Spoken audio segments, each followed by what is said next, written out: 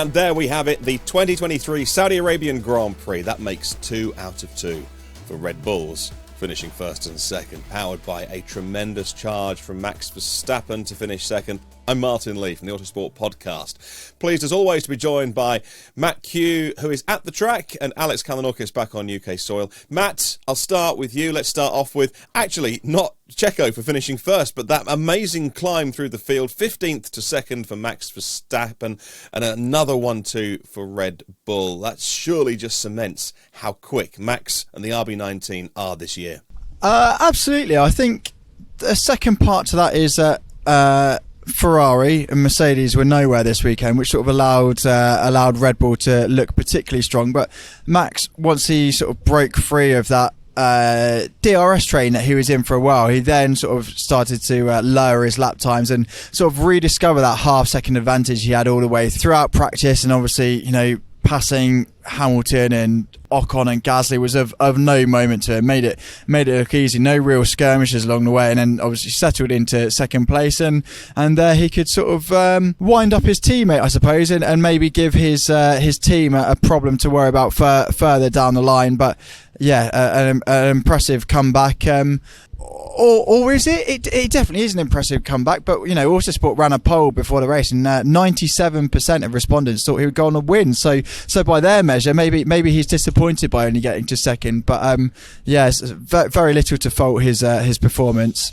Well, that shot at the end showed Dad Jos Verstappen looking pretty damn miserable. He certainly wasn't happy with the result. Alex, was that a good day for Max Verstappen then? But because he didn't exactly come through the field at a lightning pace, but he did, helped by a safety car, of course. But once he got within 4 or 5 seconds of his teammate, it seems like Perez could gap him and manage that. What did you make of that victory today and the margin, and whether Max Verstappen could have won today? Yeah, it was a sort of funny race, really. I think it's because everybody's been so used to Max Verstappen, like he did in Spa last year, like he did in Budapest. Obviously, he was a bit further up in that race. Just coming through, having no issues, driving all the way through the field and claiming famous wins. And he didn't this time. I think that's probably what's sort of shocked everyone. For what it's worth, Sergio Perez, in that second stint, when they were on the hard tyres after the safety car, was absolutely tremendous. Like, I really thought, as soon as Max got into second place, he was going to cruise up behind Perez. Maybe they'll have a battle for the lead, but, you know, history suggests it's not exactly going to be close between the two Red Bull drivers. But he didn't do it. You know, Perez was setting a fastest lap, then 5 seconds later, Verstappen was coming through, also setting a fastest lap, but just not taking enough time. The temps were swinging here, there and everywhere. So yeah, I mean, Perez showed great fight there, had a terrible start. Maybe we'll get to that later. I know Christian Horner's called this one of his greatest drives. Not quite sure a great drive can have a start where, you know, the second place car just drives straight past the other one. But anyway, in terms of the Verstappens though, this sort of reminds me of Singapore last year, where it's a team issue that has cost Max. And think also back to Monaco. We know how incensed they were when Perez crashed and things not quite going well with how the car was feeling in the early stages of 2022. So that's why I imagine the Verstappens are angry. That said, as you said, Martin, this does underline how quick Red Bull is. Not as quick, you know, sort of not as dominant as in Bahrain. Obviously, the track surface there exacerbated and maybe even enhanced what they had. But yeah, so at the very least, they're in a title fight. They need to be happy about that, but they're just not wired that way. They want absolutely everything out of Formula One. I'm going to timestamp this video because last year on the podcast, when Perez wasn't performing, several times, Alex, you called him out on it and said this was good, this was bad. And man, I was getting comments and emails saying, oh, you British journalists don't like anyone who's not British. So there you go, timestamp where you gave him loads of praise for that stint. I'm going to screenshot it and reply to those people. Matt, you're there, you watched this today. What did you make of that victory from Sergio Perez? And yeah, so the start, his reaction time was quicker, but that second phase of the start, he lost out to the Aston Martin of Fernando Alonso, but he kept double world champion behind him today to take the victory. What did you make of it? Yeah, it was a poor start, as Alex has said, and he really needed to sort of come back at Alonso. And I think the impressive bit about the RB19 is that it was about its sort of mid-corner prowess in Bahrain. That's how that race was won. Ferrari had the legs in a straight line, and then they whacked off the downforce, come here, and then they're topping all the speed track. So to show, you know, everything we know about Red Bull over the past few months, really, if you wind back to the second half of last season. It's just such a wide operating window, such a breadth of capabilities, and that was on full show here. So that was really impressive. And Perez had to come back with a bit of a DRS, and just in the same way that he kept with Alonso after that after that stint where Alonso was within DRS range of Perez. Once they got onto the hard tyres, as Alex has rightly talked up, Perez's pace was mega, and that's where the race was done. And up until the final lap, he would have been in charge of the World Championship, and therefore, it's right that there was no particular call from the team for Max to engage in a battle with him. Obviously, both of them completely ignoring the deltas and just basically copying what one another was doing, and being a match for Verstappen, which obviously is impressive in its own right, because Verstappen was almost embarrassing Perez throughout free practice. So for that gap to not materialise is a strong showing. And if we wind back to Barcelona last year, everyone was going, it's way too early for Red Bull to intervene, team orders and whatnot. But obviously Red Bull did that anyway, and so there is a precedent there. Maybe they could have intervened today if they wanted to give Verstappen a win, but there was no need. Perez didn't give them a question to answer. So for all of our complaints, which were deserved towards Perez last season, that he was not managing the car and anything like as well as Verstappen, this was a good performance. And if he can sustain it throughout this season, which he needs to, then it will go a long way to earning him a possible contract extension. But obviously only race 2, so that's perhaps a little far ahead. But it was race 2, and Alex, we got to see more proof that the Aston Martin seems to be the real deal. People said after testing, yeah, but it can't perform at race pace, and you watch in Bahrain, they were proven wrong. They said, yeah, but that was a one-off circuit, low speed, high traction, etc. Yeah, but it won't be the same in Saudi Arabia. Can we now say after 2 events, Alex, that Aston Martin is the second quickest car out there? Oh, absolutely. I think more, as sort of Matt alluded to earlier, the confirmation that Ferrari in particular is not Red Bull right now, not Red Bull's biggest rival. I think Leclerc was stunning on the soft tyres. Sainz looked, he was a little bit all at sea earlier on, then seemed to come alive when the hard tyres came on, but both cars were not competitive, and they're just lacking performance at Ferrari. So I think that the opposite of exacerbate. It makes Aston look better, just relative compared to the others. But of course, Aston are doing an extremely solid job, and they are clearly the second quickest car. The Mercedes can get close, but not close enough. I think we saw that with George Russell not able to charge up to Alonso, and even right at the end of the race, Alonso had enough left in his tyres to be able to pull what he thought was enough of a gap to save his podium. Obviously, then he got a heavier penalty later. But yeah, fair play to Aston, because this was the real key test. Because we know that car is quite draggy. It's a bit like the Mercedes. I think actually the Mercedes is more draggy, and that's why it can't really give the Aston a rival on pure pace. But yeah, I think this was the key test. Like you said, Martin, people were questioning it quite rightly after Bahrain, because it's you can't really can't underestimate it. It's such an outlier venue. But they came here with a straight line. They are slower than definitely the Red Bull, but everybody else is as well. So they are showing that they can perform on different track types. Encouraging for Australia, which is sort of a little bit more a mix of both Bahrain and Jeddah. It itself, though, is also, because it's a street track and a sort of whereas this Jeddah one isn't really a street track, it's a purpose-built venue that they just pretend, just dress up as a street circuit. It's got walls pretty close, I'll give you that, but it's definitely not a street track. Anyway, Melbourne is, so that'll be a totally different challenge, and obviously Aston hoping they can carry forward their form from here to there. Now, Matt, I want to ask you about the reaction in the paddock, because you are there to Alonso's post-race penalty. He got his first penalty for being in the wrong place on the grid, not too far, but off to the left. They're cracking down on that. They haven't always in the past, but they seem to be this season. And then, again, mirror image of the Ocon penalty from Bahrain. One of the mechanics with the rear jack touched the car too early, or was touching the car for the entire 5-second penalty when he came to serve that original penalty, therefore 10 seconds after the race finishes. But it took over 30 laps for them to do it, and that is what I think is unacceptable for a global sport. Formula One has done such an amazing job over recent years of reaching new audiences, and then stuff like this happens. It just looks like a clown show when they've got pit spotters, they've got people there in the pit lane making sure that everything is done properly. That is not a 35-lap penalty. What's the reaction? And Alonso's come out with a pretty strong criticism, by the way, of saying, look, come on, he did the podium champagne ceremony. So what's been the reaction, Matt, where you are, from people in the pit and paddock to how long that penalty took to come through?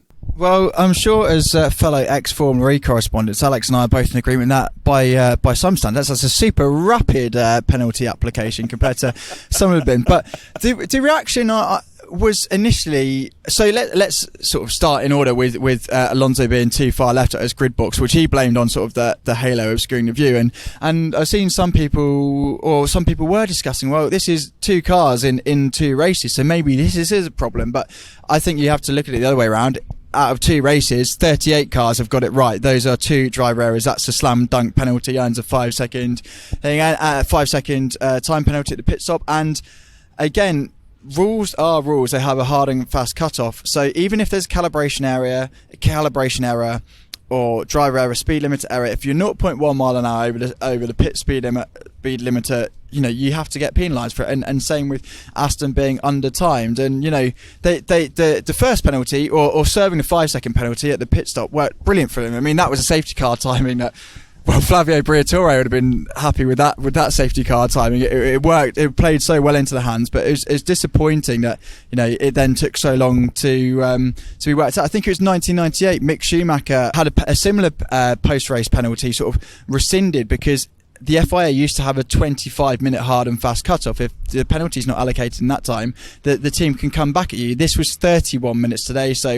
the interviews with Mike Crack was delayed extensively while he went and bartered with the FIA. Alonso was very Alonso about it. So on the one hand, he's bigging up the team, delighted that the performance so well at Bahrain wasn't a one-trick pony, that, despite the Aston's main limitation being dragged, and they were slow on the straights here comparatively, that they're still that competitive. But then he was brilliant Alonso lines. The FIA don't need to implement stricter measures, they just need to implement some common sense. That was quite a good punchy one. And the one that I found most amusing was not that he felt sorry for fans too much, but Aramco have been given some really good coverage on the podium at their home race, but what about all of Mercedes sponsors? They're the ones who should feel aggrieved because George Russell wasn't on the podium, and just like Formula E or whatever, if you have something that you're seeing on TV that doesn't correspond to the results that you get that are then issued, then that's a problem. It's an image problem, and the FIA, and obviously it's the FIA, don't conflate it with Formula One, but they come away looking poor, and that is a organisation that doesn't need its name dragging through the mire anymore. So just little things like this certainly don't help. All I would say is I would rather have the right result on things like this than the wrong one. But I do agree it does need to be faster. That did take way too long. The FIA, as part of their response to Abu Dhabi 2021, is this VAR equivalent, this head office in Geneva, which is where the Alonso decision went. So that means, yes, they're being more thorough with it, but that means if it's going there, even if it's not amazingly well funded, as the FIA often defend themselves with, that is extra resource and is set up to handle penalties like this in an expedient manner, which it failed to do. Stop the video. This is 3 hours after we were recording with Matt in the paddock, because you text me that we need to add a bit to the video. I was already getting into bed. I'd packed my bag for a thing at the Silverstone BRDC tomorrow. Matt, the Alonso penalty, which came about because he was serving it under the safety car, the rear jack was touching the car, a bit like Alonso a week ago, has been rescinded. Can you fill us in? I'll try my best, Martin. It's getting on for 2:30 here this morning, and off to the airport shortly. So I'll try and be as coherent as possible. But yes, I'll try and be about as coherent as the FIA, which was it? It was about 3 hours after the event, they finally announced their decision, saying we're giving Alonso a 10-second penalty for the race that finished 2 hours ago, and they say in that race control and their setup based in Switzerland have looked into the way the mechanics left the car alone for 5 seconds supposedly, and said they have no problem with it. Next paragraph, they've then decided that from a lap before the end of the race, some new information has come to light, whether that's something a steward has spotted, whether that's Mercedes with Russell in fourth place going, we think we can lobby this, or whatever, a rival team, they've, with the final lap, gone, no, we need to review this again, and decided there was a penalty. So you get the 10-second penalty that comes out after the checkered flag, and then at Aston obviously lodged their appeal. So at 10-1, the FIA issue a bulletin saying at 12:10 we need to have a meeting. So 40 minutes ago, Aston Martin need to meet us. Again, indicative of this cleaning up the act of the FIA after Abu Dhabi 2021, how well that is or is not going. Aston Martin have submitted, and with the FIA process, it's the right to review and use upholding claim if it can bring new and significant evidence. And Aston, as we understand it, presented cases of where the rear jacks have been touching the car, but no other work is being carried out, and that sets a precedent. And basically, bit of a grey area that, you know, really the teams all agreed heading into Saudi Arabian Grand Prix that after, and this comes after the Esteban Ocon penalty in Bahrain, that there can be nothing touching the car, and that's how it should stand. But Aston Martin presented enough information to show that in the past that has happened, and so there was enough to overturn the decision. So Alonso is back in third place, Russell down to fourth, Alonso with 100 podiums. I think that's just about where we are. And the FIA have said they've tried to really clumsily, they've tried to own their mistake, perhaps unexpected, but they tried to own a mistake and say, you know, this was a unique scenario we cannot have foreseen, and we will enshrine something into law for the Australian Grand Prix in a fortnight's time to ensure it doesn't happen again. Does that make sense? It does make sense. And the point that I think we were making in the original video, and Alex made it very well, is we don't want the results of any motor race to be massaged simply to suit a narrative or the show or whatever. We want the right thing to happen. But the fact that they took so long to do it, that raises the question of why was it until a lap before the end? Because that didn't give Fernando Alonso the opportunity of, you know, if he had 10 laps left and he could make up half a second a lap on George Russell, that would have been the 10-second gap he needed. Well, he was 5 seconds behind already. So there's lots of permutations, but we now know that the SAC, that Sporting Advisory Committee, will issue a clarification before we arrive in Australia, because the FIA is a very legal body and they look at precedent, and that appears to be what Aston Martin have gone with. Look at all these previous cases where it's happened before. So are you now clear, Matt, that even though they didn't work on the car, they did touch the car, so they did break the rule technically, but the FIA saw enough to say, okay, look, it's fine, there was no advantage gained? Yeah, well, we've seen before a couple of instances, like, was it Max with Verstappen with track limits at Brazil 2021? Like, the FIA, when they have this right to review, they're pretty firm on what new and significant evidence means. I'm trying to think of an example from last season, but I do apologise, it is slightly late, so I'm not firing on all cylinders. But they're quite strict on that, so you have to, you know, Aston obviously put together a convincing case. And as you say, there are lots of permutations. So, you know, Alonso is adamant that he could have pulled out the 10-second gap. And then Hamilton's confident that he could have got past Russell and would have been on the podium that way, and sort of work your way backwards from that. But yes, it's just, you know, the FIA is just making a rod for its own back, and I'm trying not to overlap too much of what we discussed when I was at the track a bit earlier. We'll cut back to ourselves from that earlier recording scene. But the idea that you have this VAR equivalent Geneva office, you know, which is an extra pair of eyes, and you know, I'm a football fan, and I get frustrated when it's 3 minutes deciding whether a penalty should be overturned. But we're now 3 hours after the event, and it's good that we have got the right result, but it is confusing, and you know, if you go on Twitter now, you know, the algorithm of Twitter's changed, where it shows you what it thinks you might like rather than what you actually like. So people will be going on, and some people will be getting top of their timeline, George Russell is a podium winner, and then a bit further along it'll be Alonso, and it's just all over the place. And I'm not saying the FIA should be worried about Elon Musk when coming up with their decision. it's indicative of the confusion and how it spreads, and not a very convincing show, considering this is what, all the resource and everything the FIA put in to clear their name, and this is about as shambolic as ever. And again, people are tired, tempers are fraying slightly, but the regard in which the FIA was held in as I was exiting the media centre was not a good one. It's crazy that the dominant motorsport story that we're all talking about is how a governing body got something. It took so long to get something wrong and then reverse it whilst trying to save face and saying, well, we've decided to reverse the decision that we and it's like, oh, goodness me. It's frustrating as a Formula One fan. Frustrating, I think, for people who just watch the TV and turn it off because they've got lives to get to. They don't work in Formula One like we do and follow every little thing on social media. And that is just confusing for a global sport, and it is not good enough. As you say, let's go back to me asking the next question, which was not about this. So here you go. Alex, can I ask you about the pace today of Mercedes, Ferrari, 4, 5, 6, 7, looking quite mediocre today.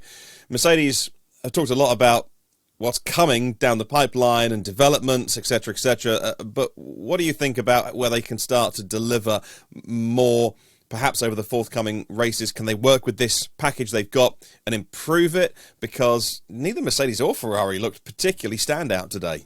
Yeah, it's really interesting with both those teams because they're taking quite different approaches to sort of just the response that they're giving in their public comments, but also potentially hinting at what they're getting up to behind the scenes. Mercedes are almost too open about how badly they've messed this up and all their apologies to their fans and things like that. But they are basically saying we're bringing a new concept, and they've got a little bit of time now with the China race being cancelled. Once we go to Melbourne in 2 weeks' time, big old gap before Baku and then Miami. Obviously, those two twin together. So yeah, I wouldn't expect anything massively different for Melbourne, but keep an eye on Baku, Miami, maybe even Spain. Obviously, that's the traditional one. It'll be after Imola, still a fair few races away, but things like that. That's when Mercedes, you would expect, based on everything they've said, things are going to change, and that should work. You know, they know now that the Red Bull concept is the one to be on because of how good Aston Martin are, and they're fairly open in saying, look, you know, we're not outright copycatting, but it's the indication is that's where they're going to go. Ferrari, on the other hand, it seems from what Fred Vasseur's been saying tonight, are convinced that this package can be made to work, and it's getting to the point now where you just got to wonder, really, like what he must explain that better, because it's essentially the same concept that they had at the start of 2022 that was very, very good while the Red Bull was overweight. Once they were both down at the minimum weight limit, the Red Bull package is comfortably better. So they're insisting they can change things around with car setup, but it just doesn't even seem to perform well on different compounds. As I said earlier, Leclerc brilliant on the softs, and they just look quite racy on the mediums. Then once the harbs were on, they were absolutely nowhere. So it's a bit more than car setup. If that's what's happening, if you've got this massive swing of performance in the race. So yeah, not looking great for either team, but at least one of them you would logically expect, if they do make the changes that they're suggesting at Mercedes, that they would make some progress forwards. I think these two teams now raise some really fascinating bigger picture questions. So Mercedes, the problem it's in now with its car concept is that it can adapt, but is in some ways locked in, and that is, you know, the cost cap giving and taking away. So, you know, the spread of teams from Williams, you know, to the very top of the midfield is much smaller now, and they say that in time will erode the infrastructure upgrades, but the pecking order is now more firmly locked in, because Mercedes can't write a blank check and come up with a B spec necessarily. This season is, I think we can almost call it a write-off in Mercedes' sense of they will not be a regular race winner. They may get one or two, but they're not going to be challenging for the title, and that is because they can't outspend to get there. So that's an interesting point. And the Red Bull narrative, which will be sold more immediately, is that the drivers are now coming out. Signs are saying, okay, Bahrain, we were relying on the rear degradation being so extreme, and we're relying on our understanding of that being because of the abrasive asphalt, but we've come here and we've still got the same problems, especially on that hard tyre. So it must be more fundamental. We need an upgrade to this car before we're being more competitive with Red Bull. And as Alex said, Vasseur's going, well, it's car setup tweaks, and once we get there, we'll get there. So now you've got, you know, the brand new team boss that's come in to steady the ship and right the wrongs and be the refreshed Ferrari management's chosen pick, and he's already at odds with the drivers, and I'm not saying that will necessarily, you know, blow up at some major point. But it is interesting that, you know, the drivers are giving one feedback and the team boss is in a different place. And as Alex said, if that is Fred Vasseur's line and he's going to stick to it, then the justification for it needs to be a lot more sound and thorough than it currently is. Absolutely. Well, lots more storylines we'll tackle in the videos that we'll bring you next week. Lots more talking points you want to take up in the comments below. Why was there a safety car for a car that was, if you ask me, completely in a safe position? How do you think the Williams did today? Logan Sargent did a good performance. The McLarens can't even pass them with DRS on the straight. How did the Alpines do today? Lots of things you can discuss in the comments below. We want to hear from you and keep the conversation going. Next up, we're back in Australia in a couple of weeks' time, and what can we expect there? Thank you so much for watching, and we'll see you on the next one.